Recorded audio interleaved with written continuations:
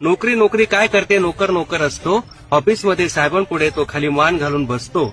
इथं बांधाच्या सिंहासनावर आणि सोनेरी आकाशाच्या छताखाली जेव्हा माझा बळी बसतो, तेव्हा या हिरव्यागार साम्राज्याचा तो एकमेव सम्राट असतो. पेन्शनचं त्याला नसतं टेन्शन, कारण माती कधीच रिटायर होत नाही. पायलीभर पेरले दाणे तर वर्षापुरतं पिकून देते काळी आई. म्हणून तुला आणि तुझ्या पुढल्या पिढ्यांना उपाशी राहायचं नसेल तर पोरी शेतकरी पोराशी लग्न कर, तर पोरी शेतकरी पोराशी लग्न कर. 2 BHK 3 BHK फ्लॅटला तू ताजमहल म्हणून फसू नको. तुझ्या बापाच्या घराला 10-5 गुंठ्याचं अंगण आहे. तू मात्र खुराड्यात जाऊन बसू नको. मोबाईलवरच्या अॅनिमेटेड पावसात कधीच कोणी भिजत नाही. शहरामधल्या 5व्या मजल्यावर कुठलंच सुख रुजत नाही. रुजायचं असेल तर हवी असते माती आणि वरून खऱ्याखुऱ्या पावसाची सर. तुला आयुष्य करायचं असेल